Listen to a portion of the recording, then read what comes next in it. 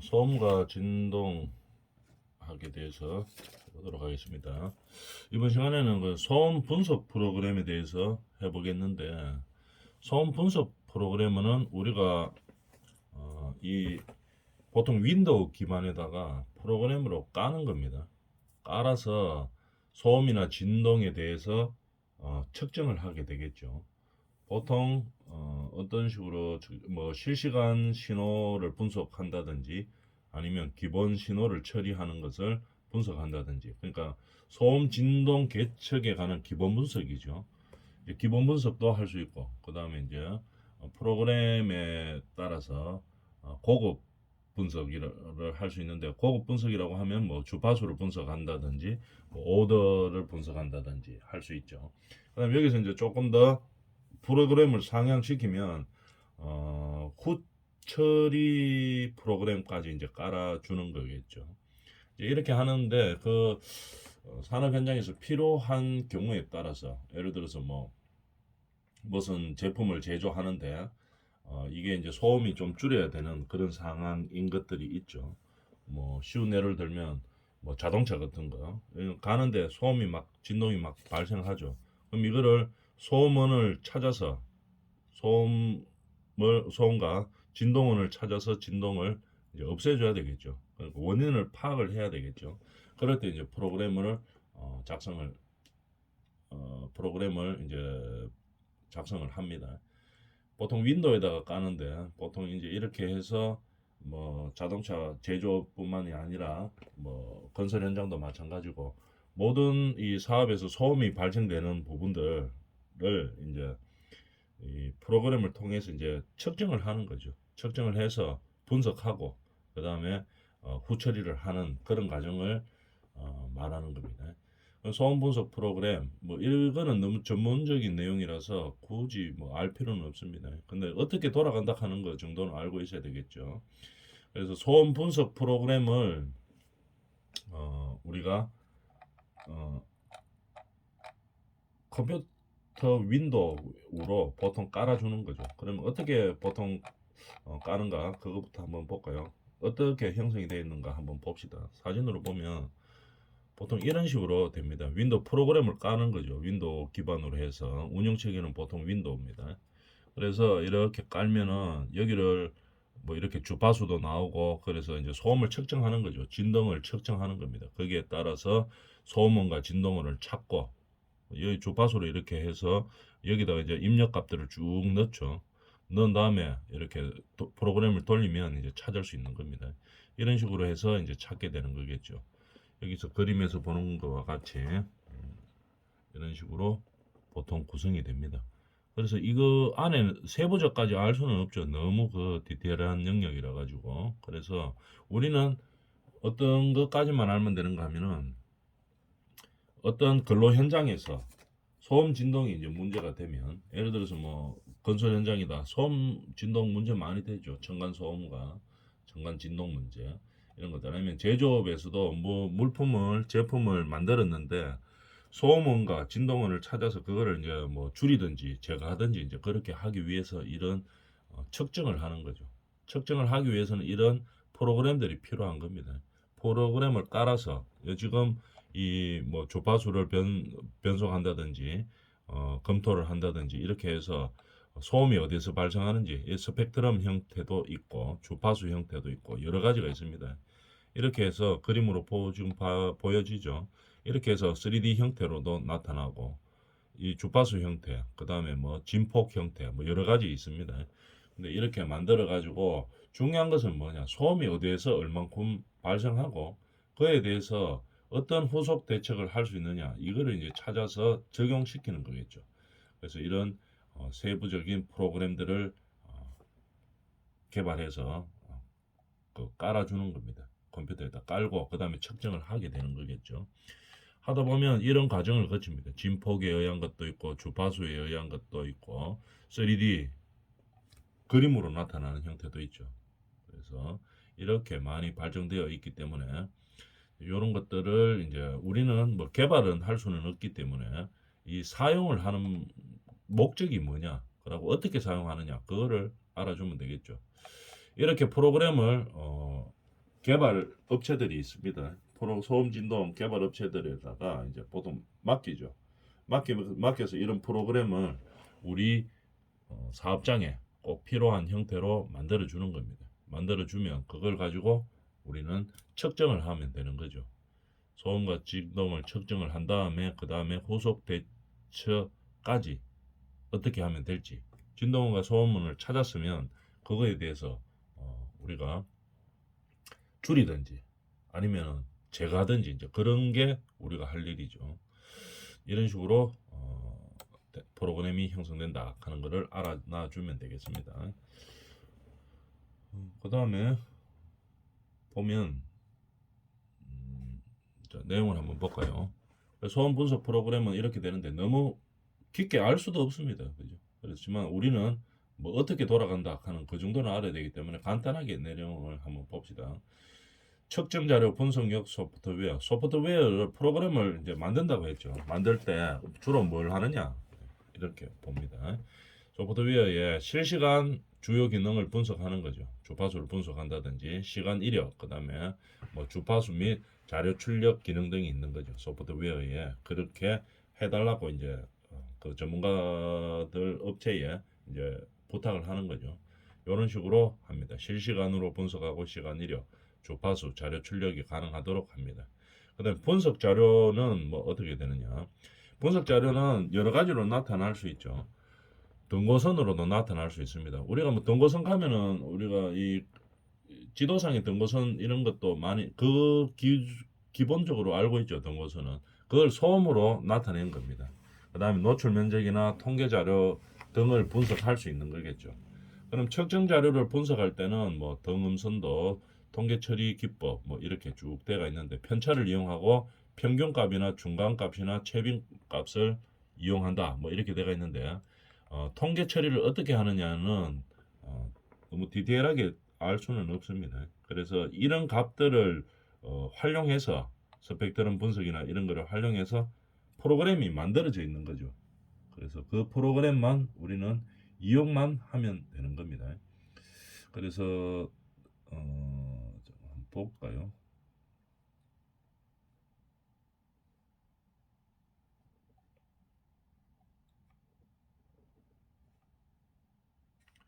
잠깐만 한번 봅시다. 그림을 한번 찾아봐야 되는데 잠깐만 한번 있어봐요.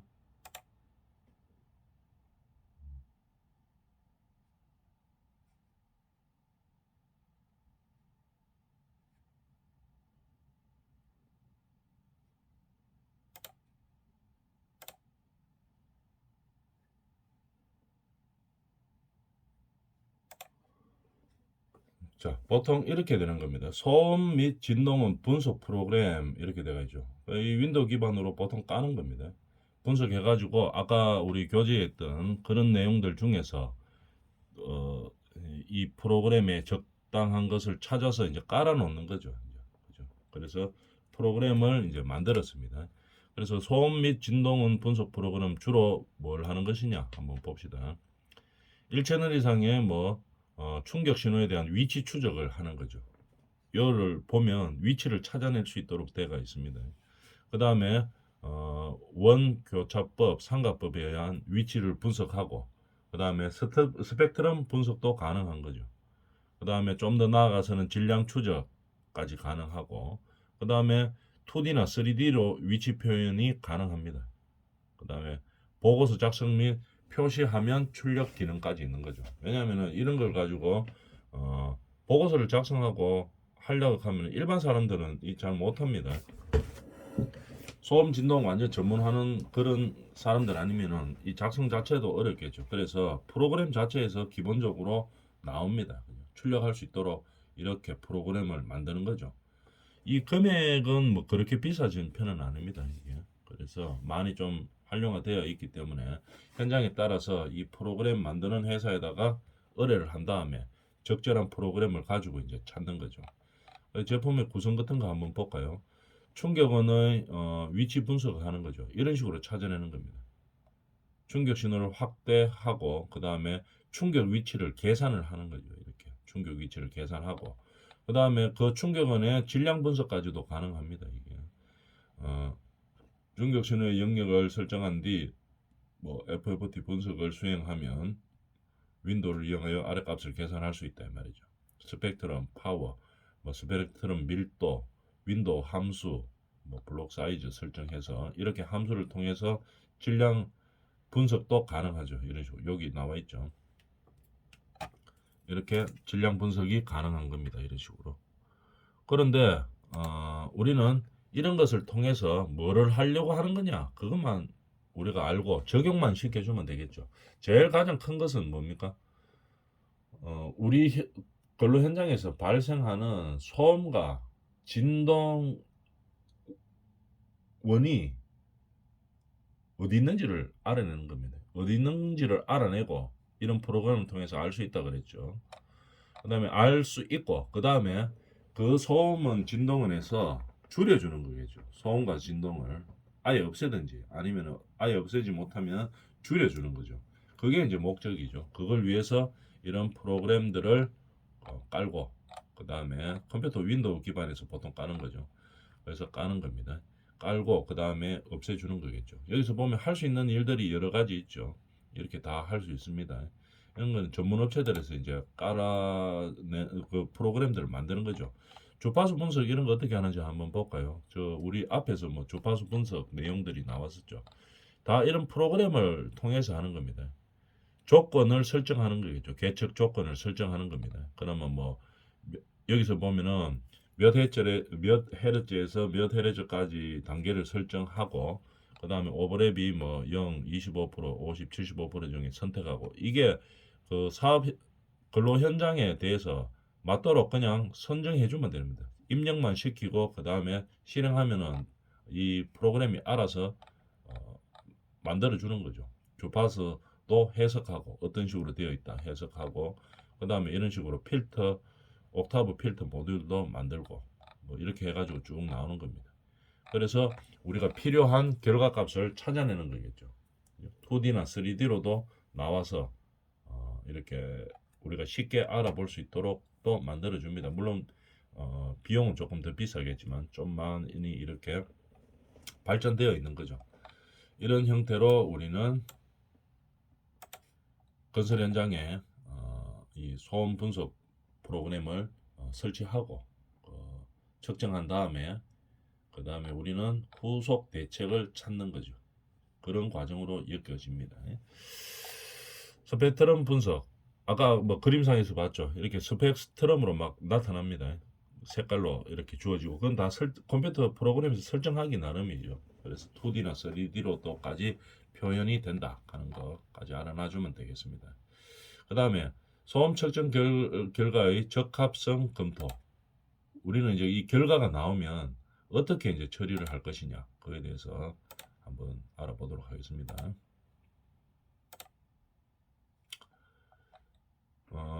적합성을 검토해야 되겠죠. 소음 측정을 했는데 이게 적합한지 적합 안 한지 관련 법규들이 있죠. 그런 기에 적합한지 안 한지 이 검토를 뭐 어떤 것을 해야 되는지 이런 것들은 우리가 프로그램을 통해서 자료값이 나오면 그걸 가지고 이제 검토를 해야 되는 겁니다. 어떤 것들을 검토해야 되고 적합성을 판단해야 되는지 한번 알아봅시다. 적합성 검토는 한번 읽어볼까요? 규정된 요건을 만족하고 있음을 입증해주는 행위로서 중요한 것은 뭡니까?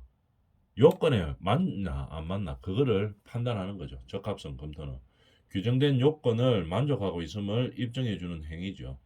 소음 측정 자료 항목이 환경기준, 배출허용기준, 규제기준, 뭐 또 다른 거 관리기준 등 법규 및 기준에 적합하게 수행되었는지에 대하여 판단하기 위한 것이다 이 말이죠. 요게 중요한 거죠. 법규나 기준에 따라 수행되었는지 판단하기 위한 것이다 이 말이겠죠. 이 우리 사업 현장이 어떤 용도냐에 따라서 뭐 예를 들어서 공장이다 이러면 배출 허용 기준이 있을 거고 도로나 철도 항공기다 이러면은 관리 기준이 있습니다. 그 다음에 뭐 발파 현장이다 이러면은 얼마 이상의 충격과 소음이 진동과 소음이 발생하면 안 된다 하는 그런 기준이 있죠. 그런 기준에 따라 적합하게 검토되고 있는지 이거를 판단하기 위한 거죠. 법규와 기준에 따르기 위한 겁니다.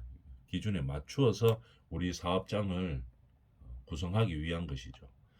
그럼 적합성 검토 항목에 대해서 한번 볼까요? 측정시 사용된 소음계의 관련 규정에 관한 정한 성능이 적합하냐 말이죠. 관련 규정이 다 있습니다. 소음계의 규정. 우리가 측정했는데 이 대책을 세우고 하기 위해서 소음을 측정하겠죠. 진동도 측정하겠죠. 근데 우리 사업 현장에 맞는 규정들이 다 있습니다. 우리 사업장이 뭐 공장이다 이러면은 뭐 공장에 소음 진동 규정이 있을 것이고, 건설 현장이다 이러면은 건설 현장에 첨간 기준으로 하는 소음 뭐 진동 이것도 있을 것이고, 아니면 건설 현장에서 발생하면 어느 정도의 뭐 소음으로 발생해야 된다 이런 기준이 있겠죠. 또는 뭐 발파 현장이다 이러면은 발파 현장에 기준이 다 있습니다. 그런 기준을 측정할 수 있는 소음계인지 규정에 맞는 소음계인지 그거를 검토해 봐야 되겠죠. 그 다음에 측정점을 선정하고, 소음원의 가동 상태, 측정 시간, 측정 지점수 이거 중요하죠. 측정점을 선정하고 이건 당연한 거죠. 어느 측정점을 할 것인지 이 규정에 맞도록 측정점이 재는 지점이죠. 소음과 진동을 재는 측정하는 지점을 규정에 맞도록 선정해야 되는 겁니다. 측정점을 선정하고, 아무데나 저기 먼데 소음 진동이 좀 잘 없을 만한데 거기에다가 스티로폴 막 얹어놓고 그 스티로폴 위에 이렇게 해가지고는 안 되죠. 측정점 선정할 때도 규정에 맞게 이제 그렇게 해야 되는 겁니다. 그 다음에 소음원의 가동 상태 당연한 얘기고, 그 다음에 소음원의 주파수 분석이 되는지도 검토를 해봐야 되겠죠. 적용된 측정 소음이 발생시킨 백분율이 무엇인지, 그 다음에 충격음 존재 유무에 대해서도 알아봐줘야 되겠죠. 충격음 존재 유무. 자, 이런 식으로 우리가 적합성을 검토할 때는 필요한 항목들이 있습니다. 이런 것들이 다 규정에 맞아야지 이제 사용할 수 있는 거겠죠. 그래서 우리가 소음 측정 결과의 적합성을 검토하는 이유는 관련 법규 기준에 따라 적합하게 수행되었는지를 판단하기 위한 겁니다. 수행을 판단하기. 왜냐하면은 우리 사업장에서는 사업장에 따라서 기준이 다 있습니다. 법규가 소음과 측정을 소음 뭐 진동을 하는 측정하는 기준들이 다 있죠. 그 기준에 맞게 소음 측정을 하고 진동 측정을 했는지 그거를 검토하는 거죠. 그래서 이렇게 적합성을 검토합니다. 그러면은 적합성 검토 순서에 대해서 한번 볼까요? 순서는 자, 이렇게 순서대로 쭉 한번 되어가 있으니까 한번 확인해 봅시다. 소음계의 적절성을 확인한다. 이게 먼저죠. 소음계를 우리가 사용해야 되는 소음계의 적정성을 확인한 겁니다. 계에서 규격들이 있죠. 뭐 모든 제품에는 우리나라 뭐 규격들이 다 있습니다. 인정해주는 그런 적절한지 소음계가 우리가 사용하려고 하는 이 소음계가 적절한 인지 규격품인지 그거를 이제 확인하는 겁니다. 적절성을 확인하는 거죠. 소음계의 적정성을 사용하는 우리 소음계가 적절한 제품인지를 확인하는 겁니다. 그 다음에 중요한 거 측정점 위치 선정이 적절한지 이 다 기준이 있습니다. 측정할 때 어느 위치에서 해야 된다 하는 기준이 있죠. 배출 허용 기준의 적정점을 확인한다. 아까 금방 이야기했다시피 뭐 소음과 진동이 잘 안 들리는, 잘 안 잡히는 뭐 그런 위치에다가 놓고 해서는 안 되는 겁니다. 소음계의 적절성을 확인한 다음에 그 다음에 측정점을 확인하는 거죠. 측정점. 그 다음에 측정 시 대상 배출 시설의 소음 발생은 최대 출력으로 가동시킨 정상 상태였는지 여부를 확인. 최대 출력으로 가동시킨 정상 상태인지를 확인해야 됩니다. 그래서 배출 소음 발생 시설을 평소 때는 한 100 정도 나오는데 그날은 이야기해가지고 뭐 미리 한 10으로 조그맣게 줄여라 이렇게 이야기해가지고는 안 되죠. 최대 출력으로 가동시킨 정상 상태인지를 확인해 봐야 됩니다. 그 다음에 측정 시간과 측정 지점 수가 적절한지를 확인해 봐야 되겠죠. 예를 들어서 측정 시간